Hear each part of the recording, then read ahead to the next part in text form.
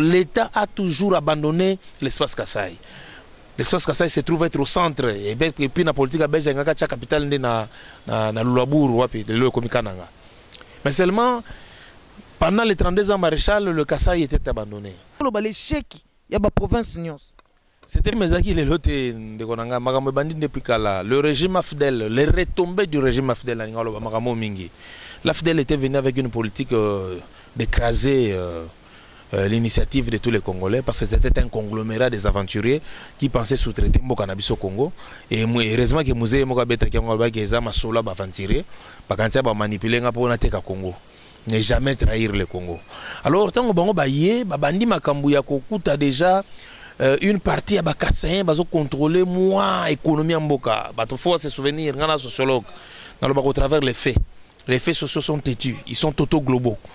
Faisons là que dans un passé lointain, Bakassin va contrôler l'économie en Boka. Même avant Fdel, même la colonisation, parce que déjà dans le régime maréchal, déjà le Kasaï demeurait toujours un territoire enclavé, et pas Yuapi, pas Nabiso Baïtage, quand on a vu la mouvement, et pas Nabiso Kuna Bakourens à la raté, mais un de ces ministres qui dit qu'électrifier le Kasaï, c'est armer l'ennemi, à l'endroit de Gaïta Kakuchi.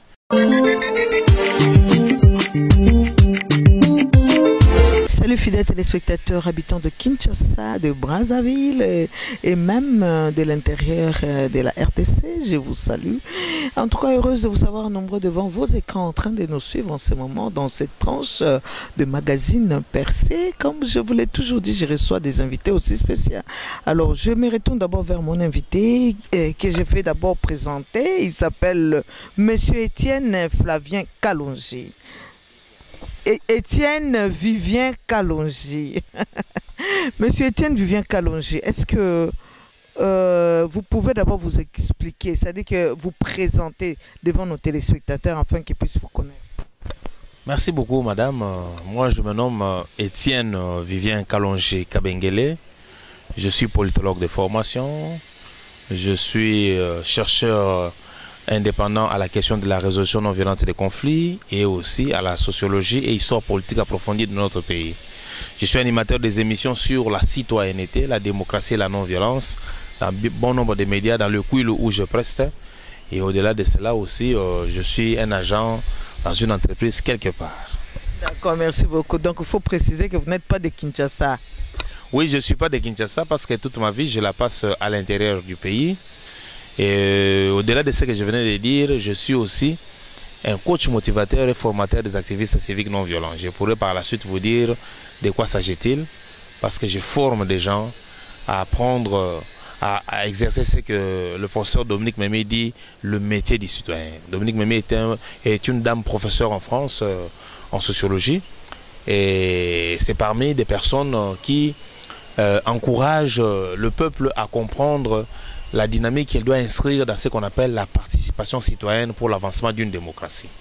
Donc pour cette question-là, nous sommes formateurs des activistes civiques non violents, des gens imprégnés de leurs droits, qui savent comment jouir de leurs droits par l'assiette que donne la non-violence. Vous êtes aussi membre de l'UDPS? Je suis aussi cadre fédéral de l'UDPS au niveau de Kikwit dans le Kwilu, où je suis secrétaire fédéral chargé des questions de la planification, études et projets. Vous êtes le coordonnateur de Tabala et Grand Kasaï. Voilà, le nez du problème c'est celui-là. La politique étant une sociologie, je suis en même temps aussi coordonnateur de Tabala et Grand Kasaï qui se veut une structure de cadre d'intégration et de socialisation sociale de la population congolaise. Tabala et Grand Kasaï dans les Kikwit, ça fait quoi là-bas? Oui, il faut qu'on se le dise, à Kikwit, il y a une forte communauté kassaïenne au niveau du Kwilu, dans l'ensemble, et particulièrement à Kikwit, parce que Kikwit se veut être une ville pilote qui est au confront entre Chikapa et Kinshasa. Donc Chikapa, vous êtes déjà dans le Kasaï, c'est sur la route nationale numéro 1, et de là, vous devez passer nécessairement à Kikwit, qui se veut être la capitale économique de la province du Kwilu.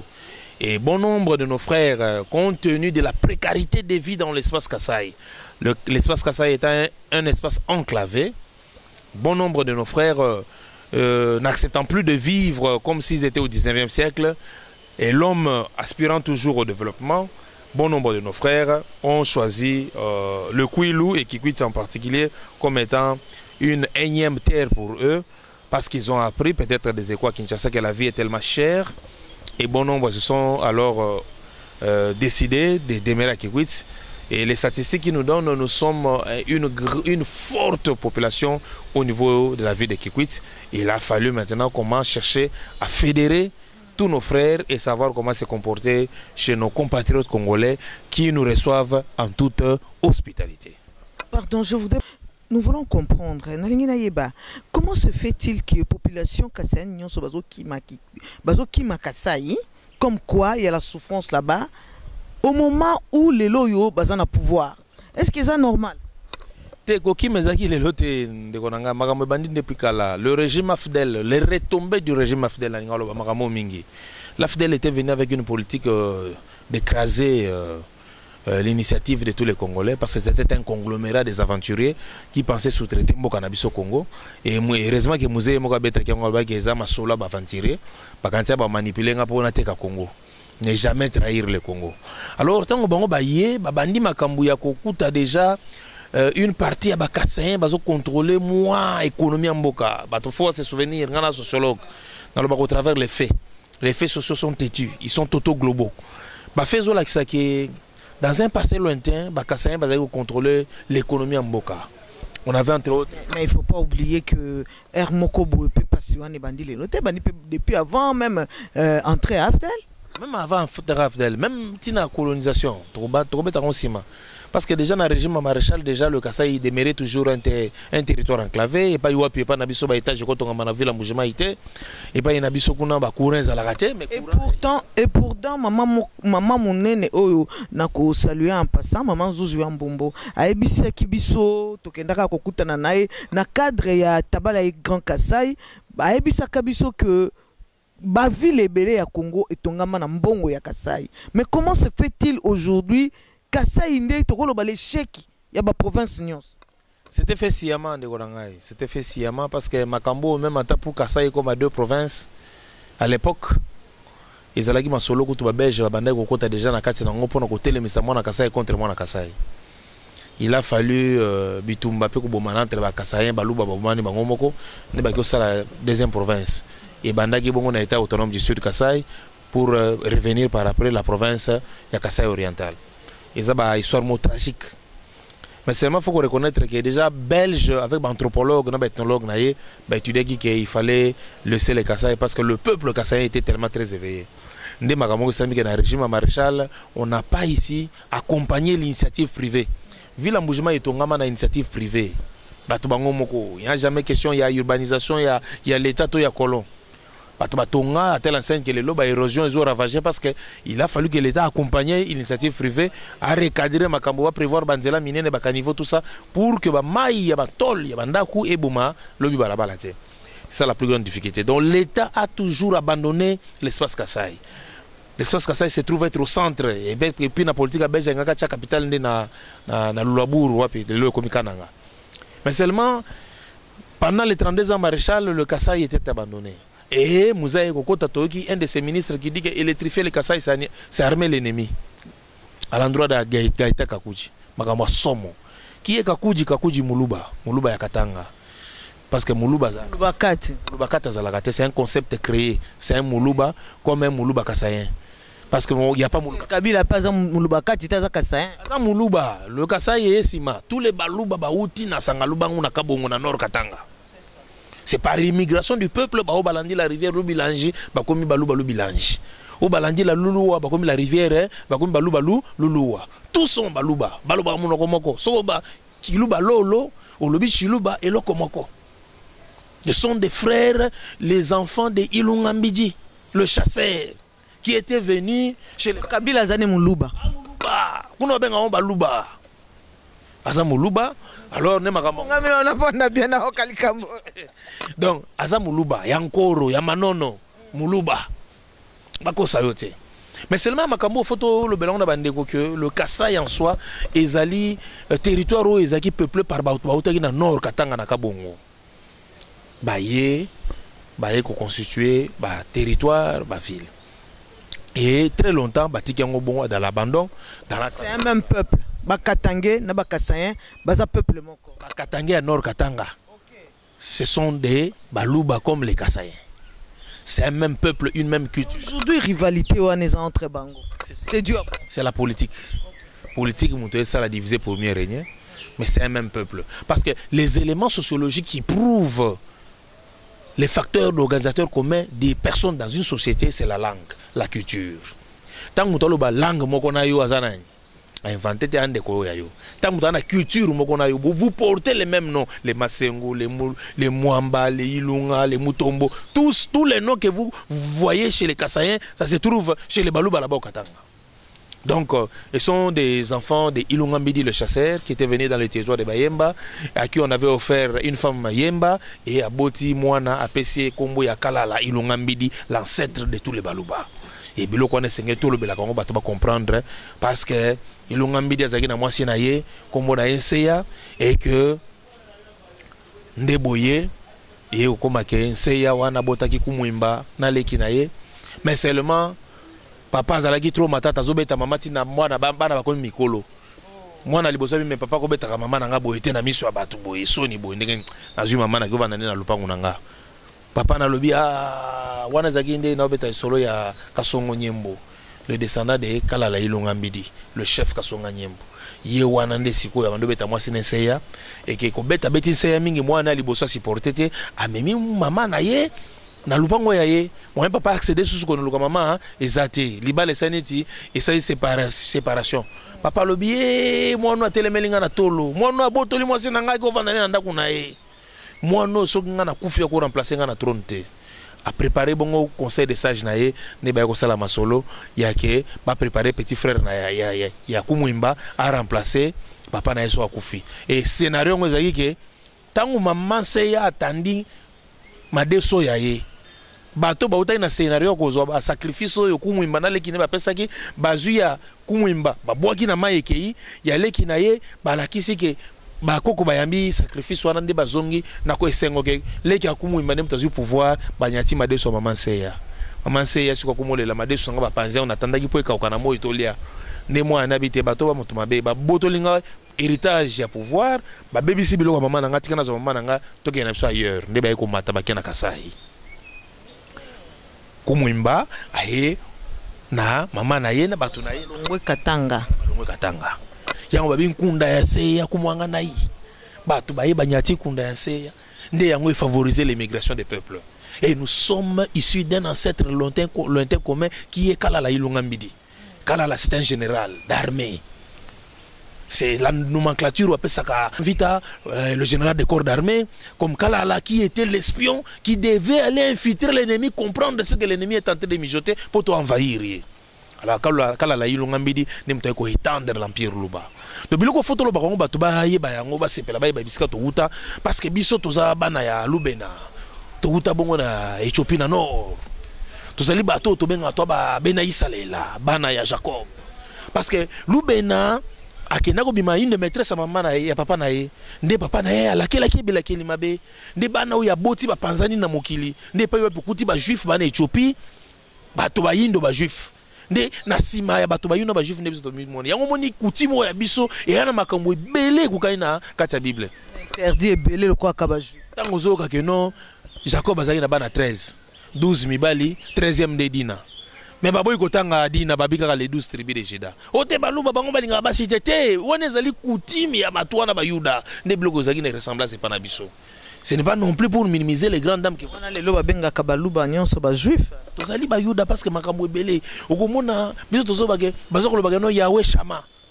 Biso tozoba na chuluba maweja Shama.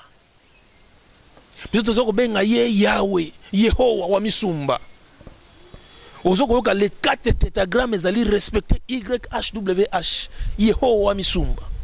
Est-ce que mundele mtayako l'acception to benga vidimukulu Yehowa misumba. Donc la plupart des événements on a une émission bien cadrée pour montrer la similarité des cultures qui existe entre la culture juive et la culture Luba Kasai. Yaba makambo to lubango, nous sommes les descendants des Rubins et nous sommes descendus du nord de l'Afrique à cause de la désertification pour venir vers le centre en chassant les pygmées et occuper les territoires. Donc, un Kassaïen, tout l'espace Kassai, Bazabana Batubauti, Isikamoko, Ezala Ozali, Musonga. oza kasaye oza mwana ilunga mbiji oza mutetela oza mwana ilunga mbiji oza musala mpasu oza mwana ilunga mbiji ozali bongo muketa mwana ilunga mbiji ozali bongo mubinji mwana ilunga mbiji ozali bongo mukuba ozali mwana ilunga mbiji ozali muluba oza mwana ilunga mbiji. Donc l'espace Kasaï est inondé de peuples ici d'un ancêtre lointain commun. Merci beaucoup, merci. Vraiment, ma révélation, est-ce que, en tant que coordonnateur, il y a Tabala Grand Kasaï qui quitte. Est-ce que vous avez un objectif? Est-ce que même objectif Tabala Ezala Kanango, Tobino, vous avez un objectif parce que vous avez un terrain où Ezali a binoté. Vous avez le même objectif.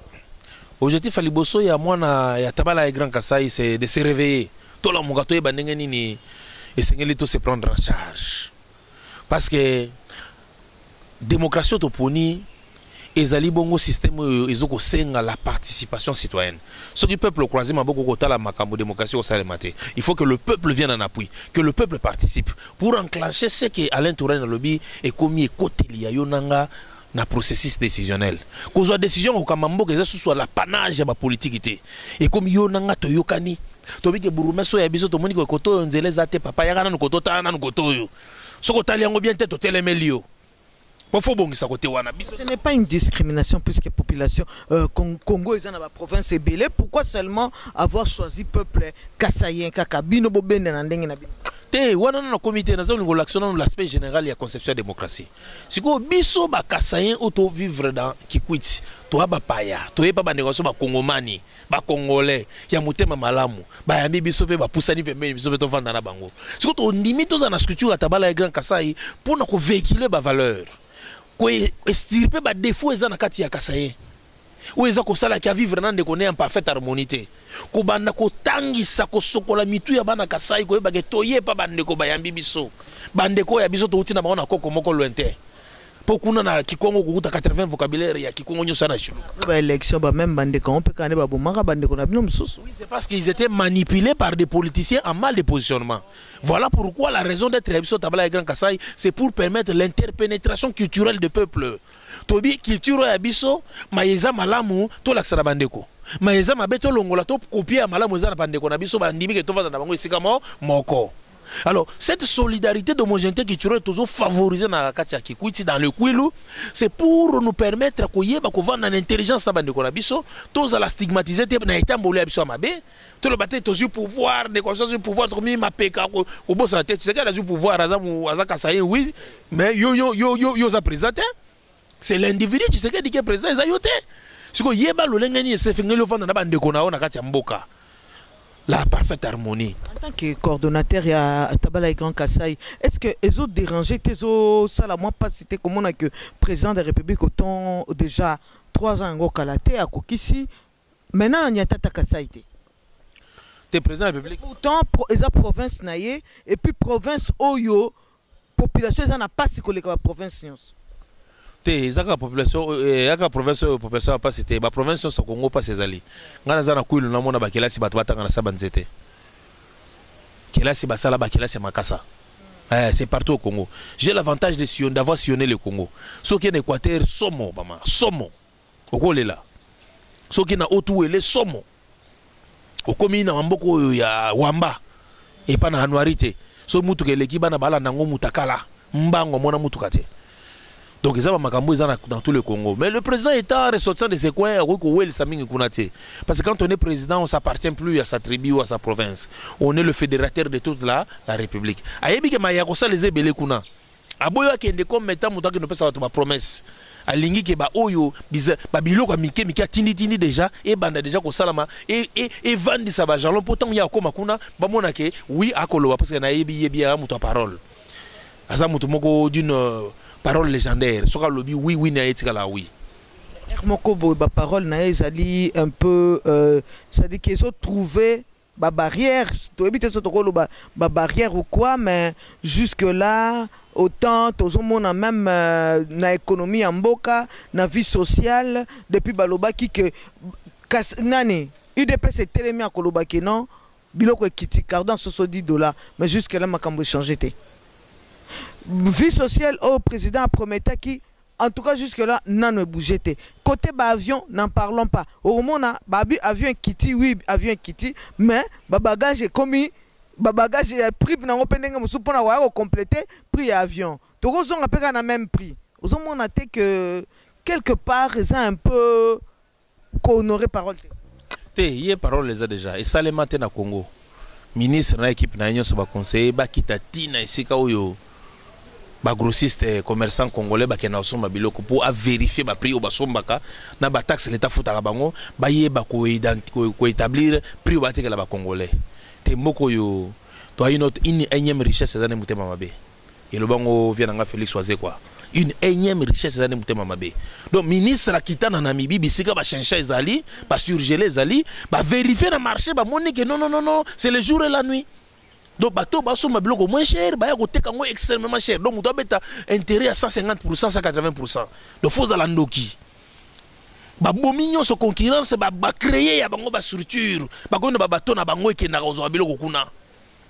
Ba garder monopole. Yo oza mu kozamboka o créer un clan ba feriste au pouvoir. Vous créez ma compagnie où comme nous avons le monopole de l'importation des surgelés.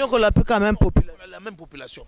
Il y a un peu de bananes, au pouvoir, mais l'économie est entre les mains des expatriés qui sont des marionnettes derrière des politiciens qui font du blanchissement de l'argent. Détourné. Donc, Fatia a parole parce que les lots ont démantelé le système où ils ont ramifié la mafia. Nous sommes l'État mouillé peuple, la peuple congolais. Et c'est ce que Fatih est en train de démanteler parce qu'elle est là, tout ça dans une économie libérale. Vous ne pouvez pas vous réveiller des matins que le bagage non. Parce que il y a un principe cher dans l'économie, la régularisation du prix par la main invisible. Yo, tu as 1500, tu as 500, tu as 1000 francs, tu as 500. Surtout sur les produits de qualité. Donc, yo, tu disparaître, tu as 500 côté là. C'est que tu tirer par là que non. Président Fachazo préparé au IEP. Ah oui, au moment où l'État va nous faire un centre de vente, il y a surgelé. Ce que yo chaki likolo kuna batba comme n'est pas l'État malamoko disparaître. C'est ça le principe cher dans l'économie, la régularisation du prix par le pouvoir de la main invisible. Donc le boko invisible yango moko bando qui t'a pris. Yo yaki na bloko no cher nenga moyibi, l'État biso ke kitsa nenga solingo yo kate mais l'État affronté yo. L'État confronté yo côté kasouté.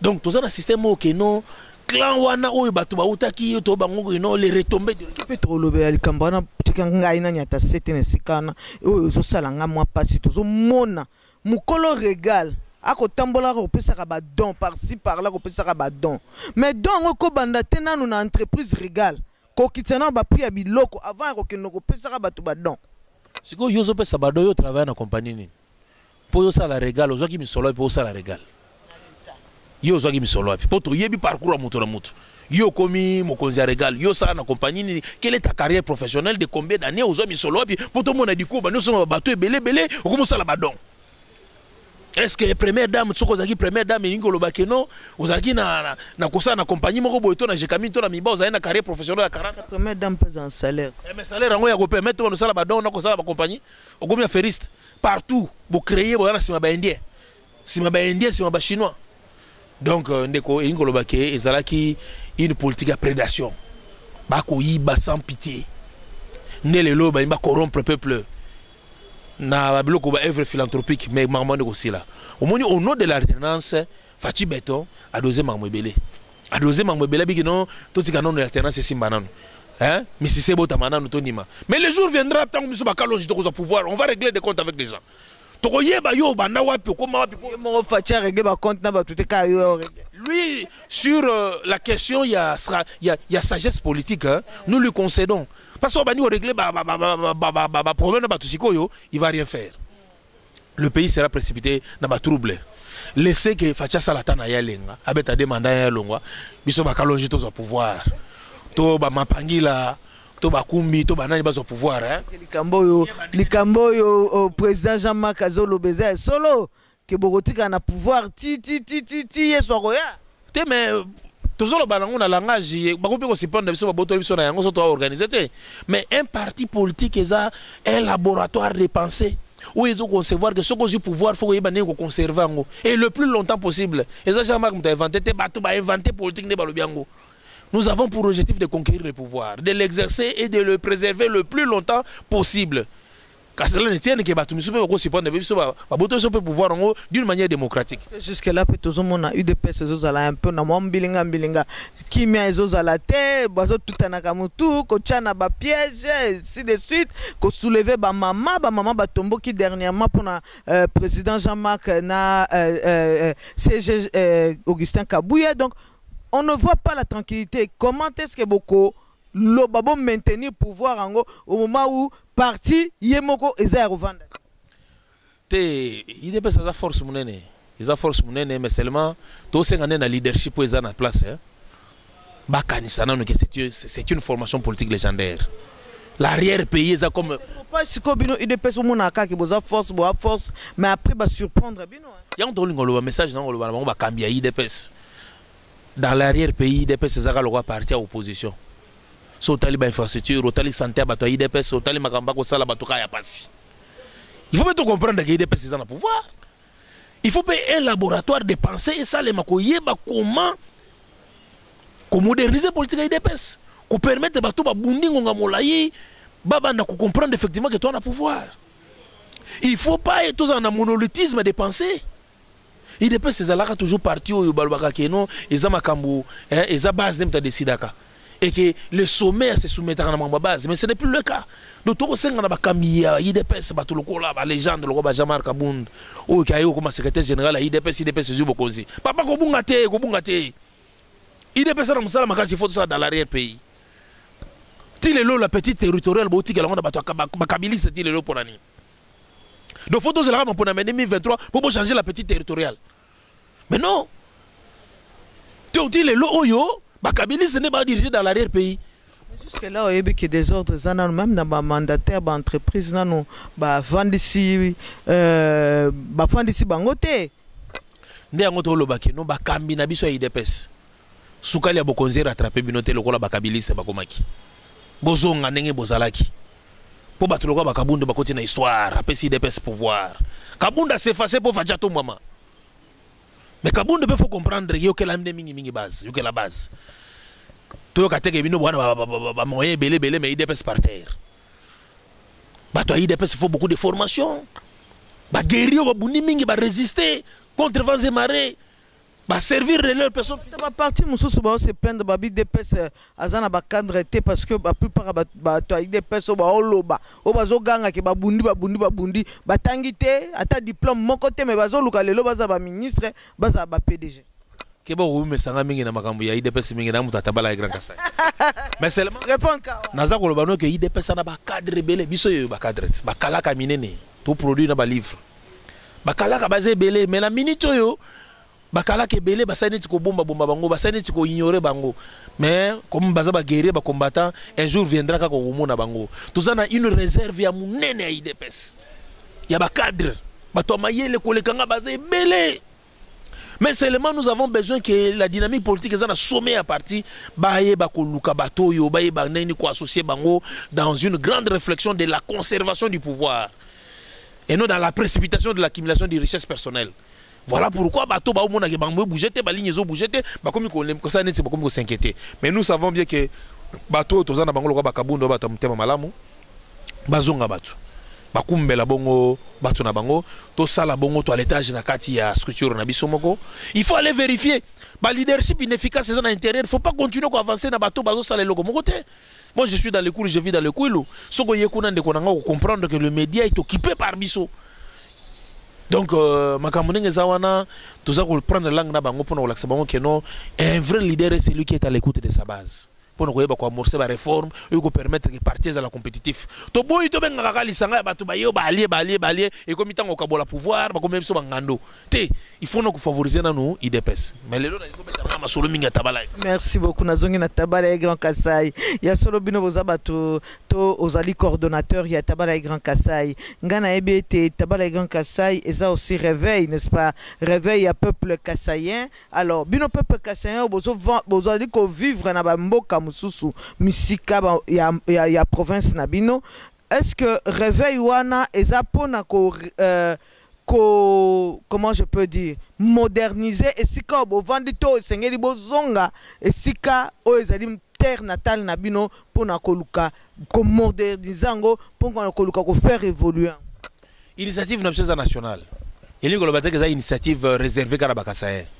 Initiative nationale que tous les Congolais issus de plusieurs tribus, de plusieurs provinces, baillent bako penser dans leur milieu ruraux.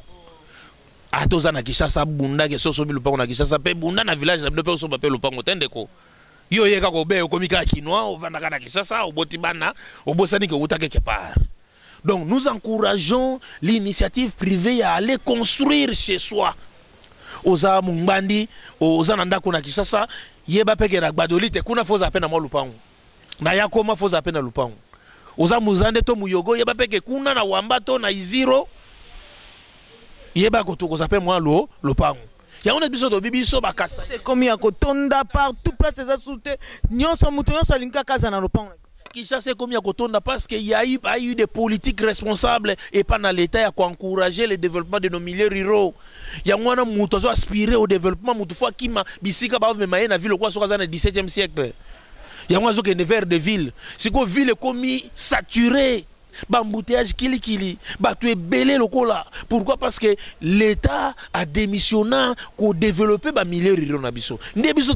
Comme la démocratie c'est un concept qu'Alain Touraine le conçoit comme étant la pénétration du plus grand nombre d'acteurs et des groupes de citoyens dans le processus décisionnel, biso batu to encourager l'initiative privée. Biso bakasayen to yeba ke soza na Kishasa ozimwa le meya ozimwa eloko yeba pe ko tongana ne pas meno. Pour ce qui otongi ngana tongi ya tongi veut dire que moi venu wana et comme kongala te lokola sénateur mabaya tongi pe pana bango kona oyena kikwiti boyego vanda pe olali na appartement conçu par sénateur mabaya okomi bongo côté ya masikuna asali. Donc il faut mutu pe oza ko encourager que toke nena ne pas na biso to tonga pe moi kitoko kuna lokola ndeko na mor atongi kuna na kikwiti kuna soko tali hotel moi kitoko soko tina kato ndiro za na Gombe.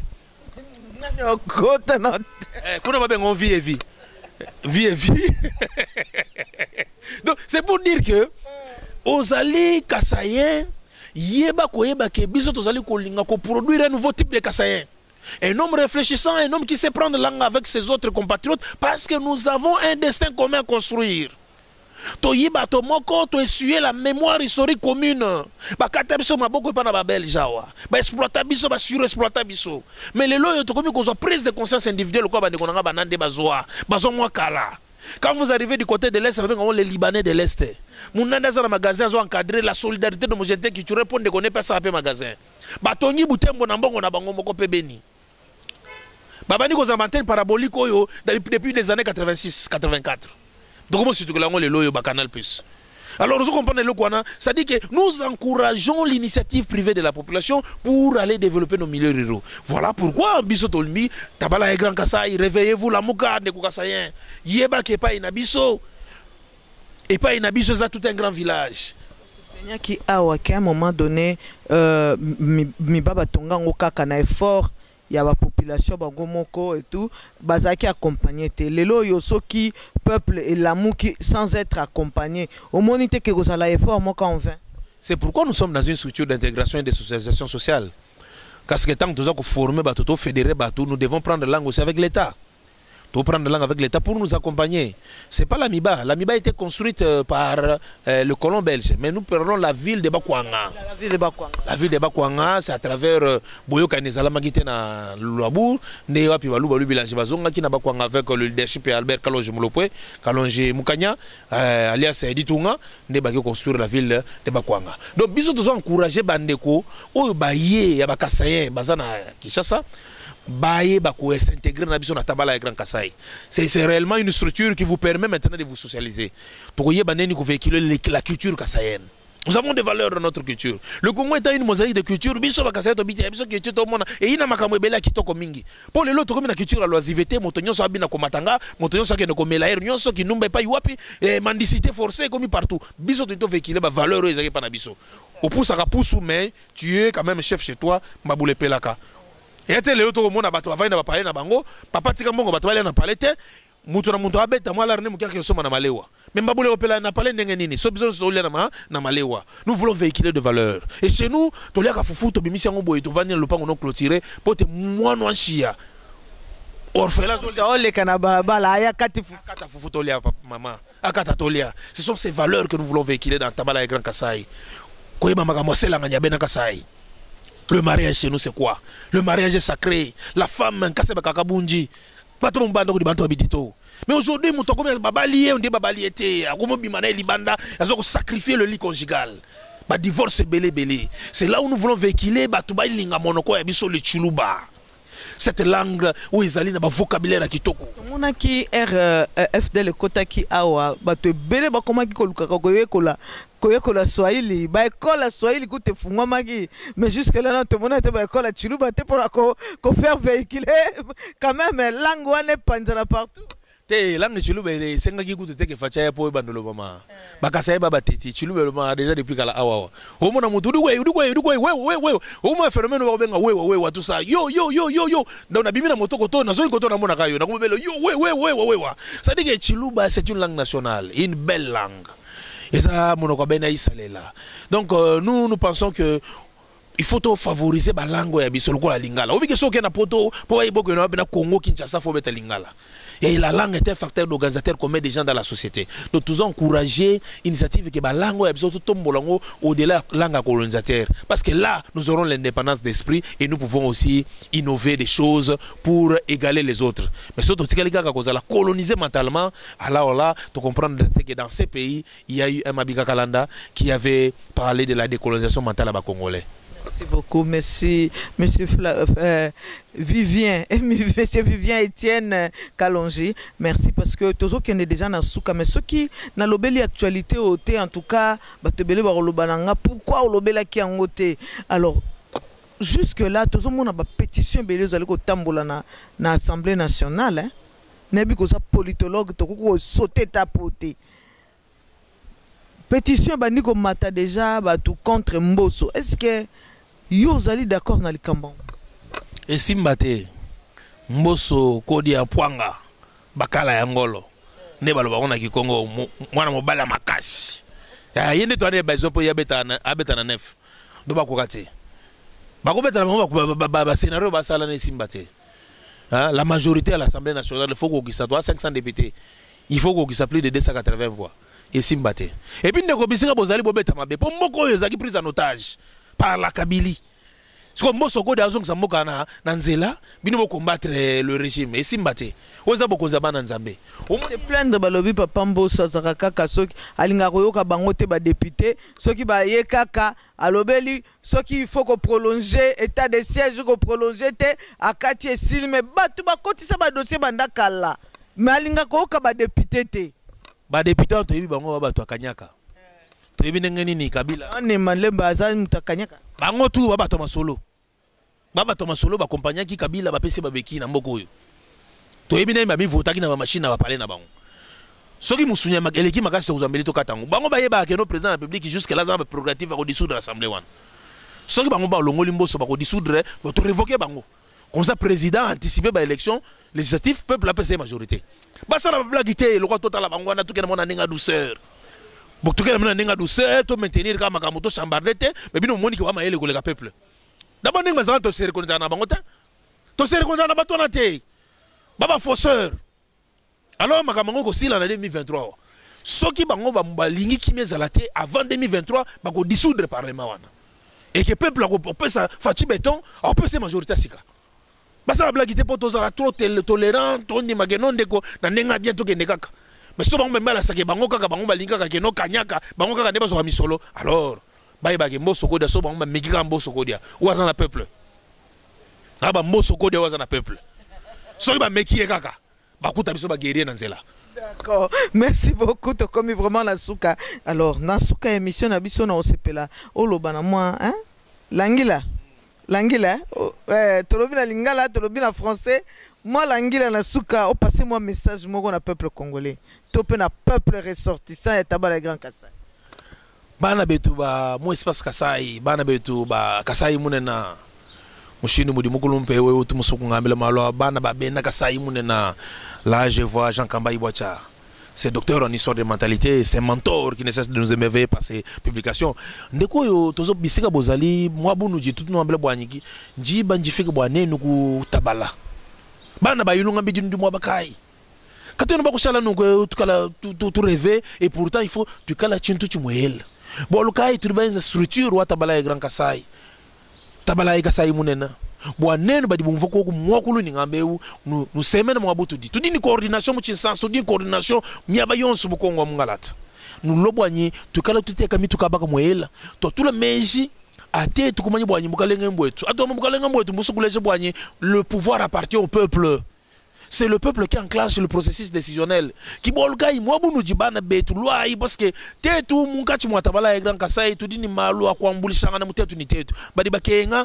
Selon nos cotisations régulières, nous avons tout le monde. Nous avons tout le monde. Nous avons tout le monde qui contrôler l'économie.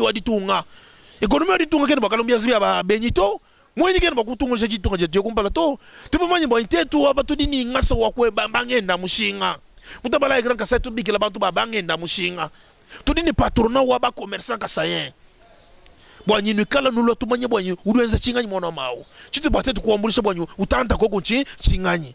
Tu dois contrôler l'économie ou dit bon le coup tu vas contrôler l'économie tu vas bantu boba fonti ba wetrafa benza transport aérien les lomba combattre ba pa kalonje senda ba favoriser ba indien ki bolka to mai mwana mwana Kasai ruko mwana ilunga bidiri mwa bakai jiba ndifika ba nous te rejoindre mutabala Grand Kasai tu dois créer un nouveau lobby ou bantu ba contrôler le pouvoir d'influence parce que abula batu ni bantu ba biji bantu ba soma kalenga bantu ba bikali makaya manene ba contrôler le pouvoir économique ki bolka tetu mutabala Grand Kasai tu vas façonner bantu ba contrôler l'économie du tout. Et c'est très important moi nous dit quand nous bakula la tout le temps nous bakure reveto le revenu boa chingani boa chilombo etu di ko déjà il faut ko manye boanye adi chilombo mwabeu mutu ampanda mu soutenir bukalenga bwende bwanyi adi wenza ko effort bwanyi utanta mu miji mwidi wenza kimbwanyi ubenga bakwa ba mukongo mungalata to unanga bana ba mukongo mungalata wenda ko kunyi ni sagesse ko manyi to mwanetu mukongo muswahili mumbala muyanzi bana betu kimantu ba kwa benda to bana betu tudinabune une mémoire historique commune kadi si tu tete wenza mwabenchani mutu ditete bonso mudikenga kadi jambulisha ngana dikalo mungachi mwetu bwanyi tufika ko kuwenza malumi mpa tunemesha bantu bakuka kukala ni ekonomi wa ditunga we mwanga ta ekonomi wa ditunga mwesho myanzi ba benyi ditunga ikali mbo kumpala to bolga yevu papa Etienne musu kubona mukalenga umva ni dollar miweka dollar viweka kuchinganya bwale ekonomi wa ditunga mwana myanzi ba bana wena Kasai lelo wewe régime wa fidèle munyanga maluonsu kibolga tu amai mwana wa ilunga mbidi kato ene betete bantu benjira nyi chilombo diko yetu chilombo dini franga to shani yeye mfumo wa ditunga mwenje do ambula matadi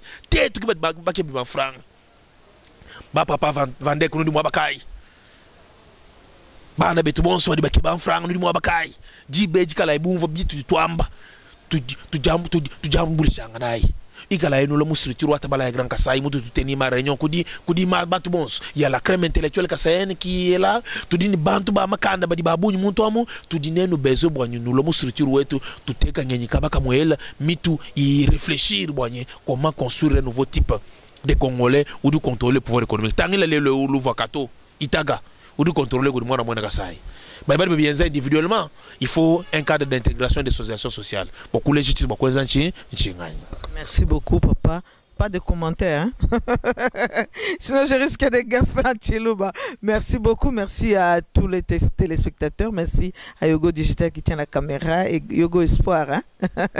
Merci à Roy Mbouyi, merci à toute l'équipe d'Info Congo Masolo, merci à tout le monde, merci à tous les agents de Congo Web Télévision, à M. Gilbert Biladi, merci au Gabriel Chabani, merci à l'espace, à cet espace Chetemba, village Chetemba, qui nous a accueilli, qui nous donne cet espace pour que nous puissions présenter nos émissions. Merci à lui, merci aussi à monsieur Chris, merci à tout le monde, à tous les agents du village Chetemba, merci à vous, nos téléspectateurs, vous qui êtes toujours fidèles au magazine Percé, merci à toute l'équipe de Congo Web Télévision et monsieur Gilbert Biladi, monsieur Gabriel Chabani, je n'oublierai pas aussi monsieur Papi Mandeke, monsieur Gigandou et tout le monde. Je vous salue. Quant à moi, je vous dis au revoir. Nous allons nous revoir prochainement. Bye.